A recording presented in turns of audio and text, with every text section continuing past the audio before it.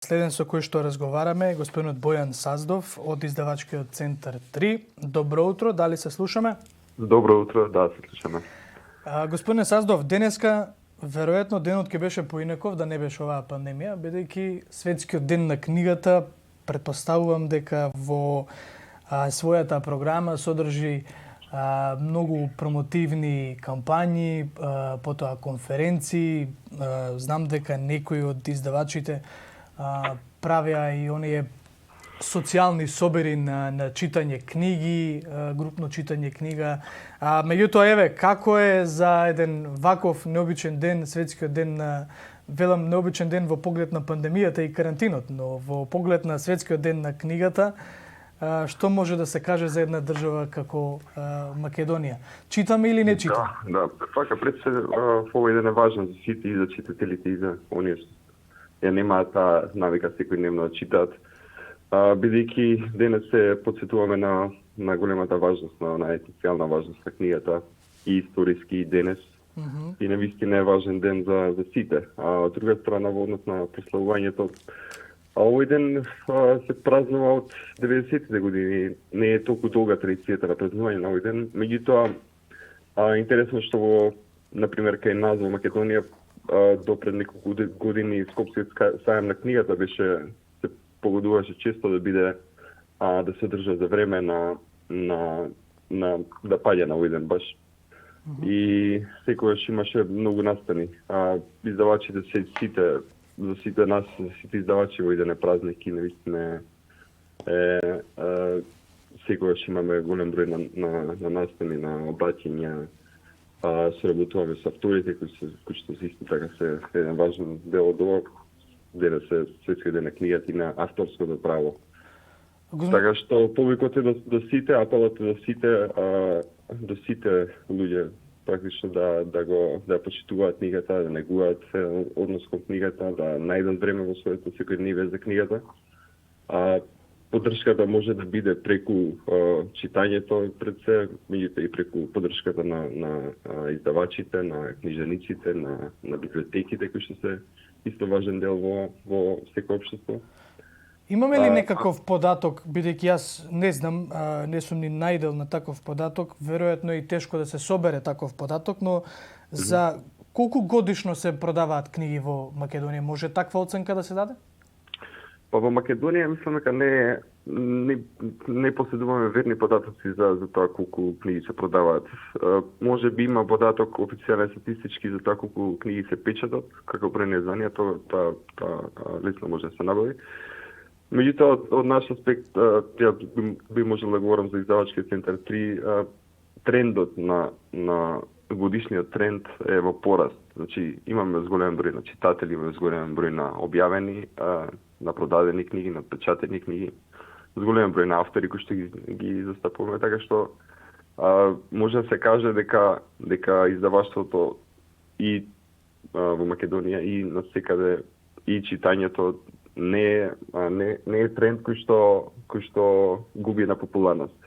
И тоа е нешто што наистина ни влева оптимизам, ни влева надежда дека го правиме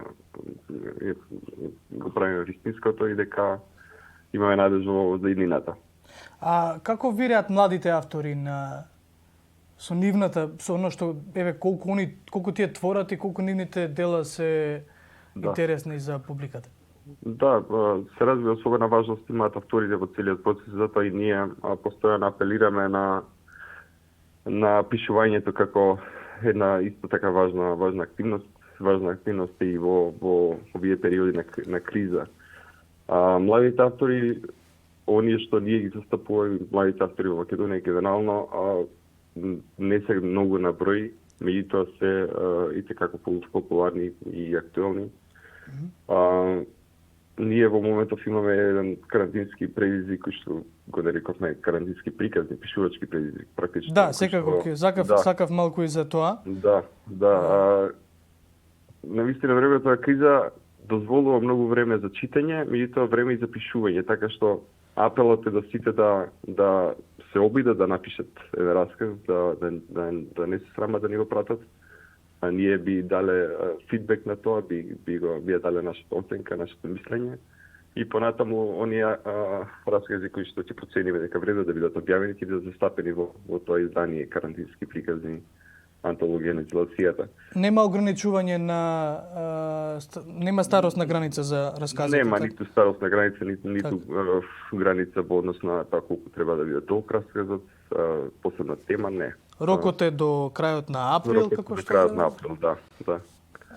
Добро. И навистина до сега имаме огромен интерес, голем број навистина дури неочекуван висок број на пратени раскази и доста луѓе, доста потенцијални автори кои што би можеле да работиме сега и да соработуваат во иднина.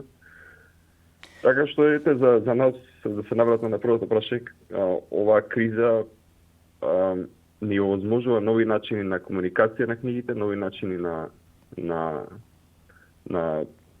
конзумирање на книгите.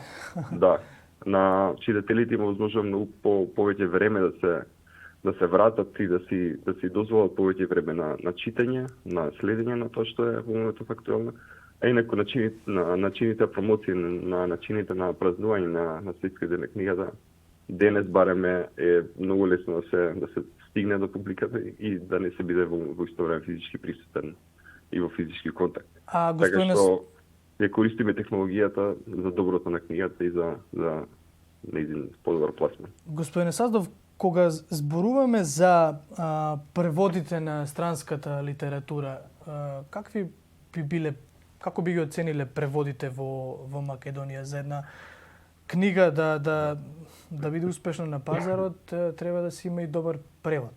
Се разбира, да. Не би било благодарна јас да давам оценки за преводите. Јас генерално Добро, вие сте во таа бранша, па разговарате со вашите колеги, затоа мислев, не. Да, стоиме за навистина ние придаваме големо значење на преведувачите, работиме со нив. Многу ни е важно кој преведуваш, која книга ја преведува. Не е секој автор погоден за секој преведуваш. Меѓутоа тоа е нешто што не го кажува нас искуството. Читателите се тие што проценуваат, се разбира, многу често добиваме позитивни коментари за нашите преводи. Навистина тоа им значи многу на преведувачите пред се и на нас како издавачи. Апелот е секогаш да се внимава на преводите, да се внимава на македонскиот јазик, посебно и на лектурата, на редакцијата, стручна редакција на преводот, ако е тоа неопходно.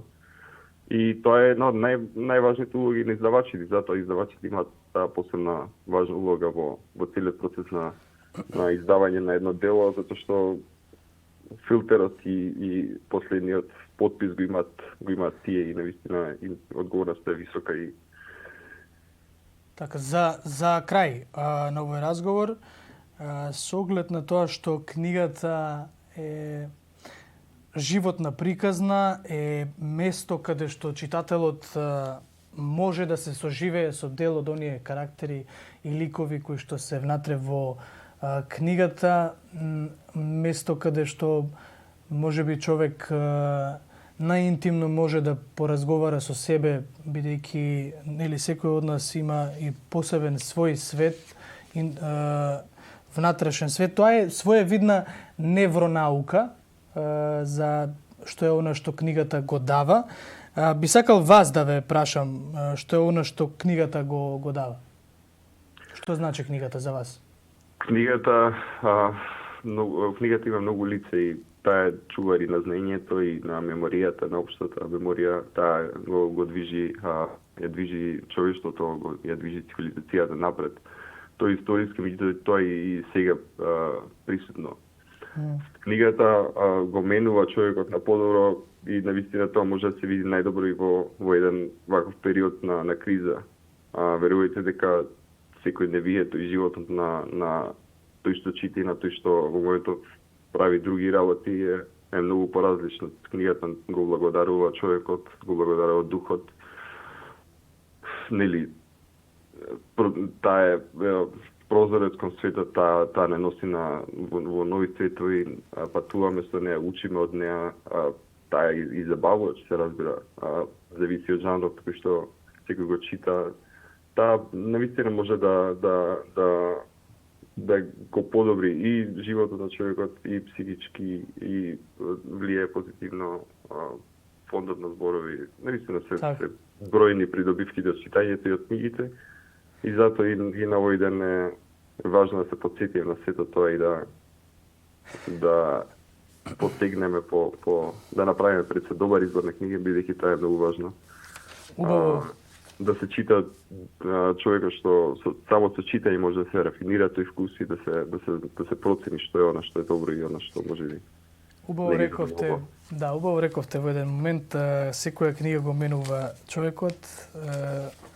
Ме отворивте една мисла во моментов каде што се подзамислив, па знам дека татко ми, например, човекот секогаш пие чаеви од природни билки, меѓутоа најде една книга, ова зборувам за години наназад, најде една книга со преку 600 страници, мислам дека му е прочитана едно 5-6 пати, мислам дека научи се за тие билки, од тогаш наваму нема никогаш не ставил филтер кесичка чај, на сите луѓе ги препорачува токму тие билки, човекот излегува сам ги бере тие билки, бидејќи како што рековте и вие, еднаш ако се заглавиш во некоја книга, таа го менува човекот, претпоставуваме дека му влијаела и нему. Секој има по една или по повеќе билени книги. Било каква книга, да. На браќа. Ви благодарам уште еднаш, господине Саздов, што одвоевте време за утрински брифинг. Ќе разговараме повторно кога ќе дојде момент за оваа тема, за темата за книгата или она што Три ќе го има како план за предскажување во јавноста.